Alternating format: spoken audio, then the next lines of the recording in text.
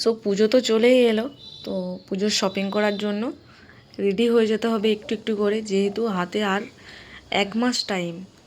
তো hi hello everyone, আমি সুষমা চলে এলাম আমার একটা নতুন ভিডিও নিয়ে। আমার নতুন ভিডিওতে আপনাদের সবাইকে স্বাগত।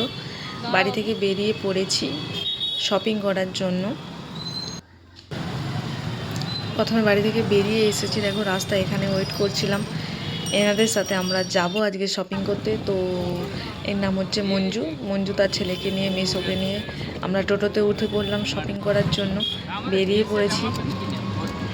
দেখো এখানে জোনপুরের ওপর দিয়ে যেখানে একটা পুল আছে, সেই নদীটা যেখানে আমি ভিডিও বানাই বারবার, হ্যাঁ এইখানটায় লেখা আছে দেখো আই লাভ জোনপুর। এখানে অনেকেই ফটো তুলে, খুব সুন্দর কিন্তু জায়গা। ক্যামেরাতে যেমন লাগছে তার থেকে আরও সুন্দর জায়গাটা, যেহেতু টোটোতে যাচ্ছে তো সেই হিসেবে ভিডিওটা একটু চলমান, মানে একটু গতিবেগ। হ্যাঁ, তো দেখতে দেখতে আমরা কিন্তু শপিং মলের কাছে চলে এসেছি। বেশিটা নয়, বাড়ি থেকে 10 মিনিটও লাগে না আসতে। টোটো করে চলে এসেছে। এখানে স্টাইল বাজার আছে, দুদিকেই শপিং মল, 3-4টে করে শপিং মল আছে। তো একটু একটু করে কেনাকাটা আগিয়ে রাখছি। হাজব্যান্ডের জন্য কেনাকাটা করেছিলাম, সেটা ভিডিওটা করা হয়নি। পুজোর জন্য ওর শপিং হয়ে গেছে, আমার ছেলের এখনও বাকি আছে। তো আমরা প্রথমে যেই শপিং মলটাতে ঢুকেছিলাম সেটা ভি মার্ট। তো এখানে দেখো ছেলেদের কালেকশানগুলো কিন্তু খুবই সুন্দর সুন্দর। নিচে এই কালেকশানগুলো শীতের জামা কাপড় এখন থেকেই চলে এসেছে। প্রথমে যে ফুল হাতা গেঞ্জিগুলো, টি শার্টগুলো আছে, এগুলো কিন্তু খুবই সুন্দর। আমার ভাইয়ের জন্য আগের বছর একটা নিয়েছিলাম, ও ভীষণ কমফোর্টেবল ফিল করছে, বললো যে দিদি খুবই ভালো।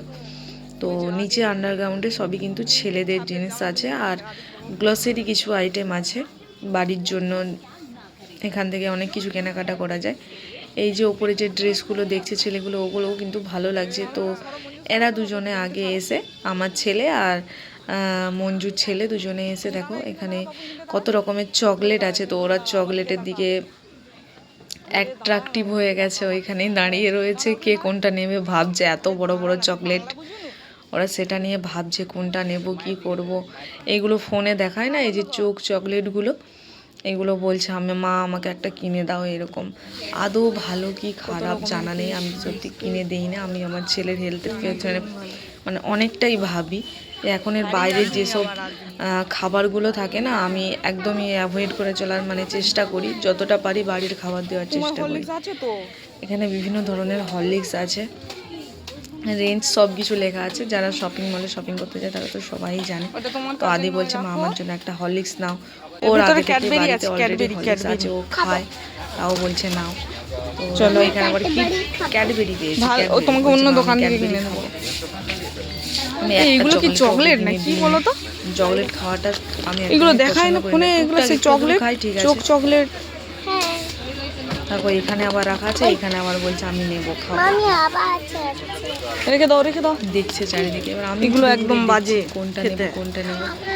দেখি একটা কমফোর্ট নেবো, তো কারণ এই বর্ষাকালে না জামা কত শুকলে ভীষণ বাজে গন্ধ একটা বেরোয় জামা কাপড় থেকে। তাই একটা কমফোর্ট নিয়েছি বাড়ির জন্য। তেমন কিছু কেনাকাটা ছিল না, এমনি সানডে ছিল তাই একটু ঘুরতে যাব ভেবেছিলাম। দেখলাম যে যেগুলো নেই বাড়িতে, সাবানটা শেষ হয়ে গিয়েছিলাম, ভাবলাম যে একটা সাবানটা নিয়ে নিই। এখানে বিভিন্ন রকমের চকলেট, শনপাপড়ি, প্রভুজির শনপাপড়ি এসব রাখা আছে, লটি চকোপাই, অনেক কিছু। আদি লটি চকোপাই খেতে খুব পছন্দ করে, তো এটাই আমি একমাত্র দিই ওকে কিনে, আর সেরকম কিছুই কিনে দিই না। তো বললো মা একটা লটি চকোপাই দাও প্যাকেট কিনে।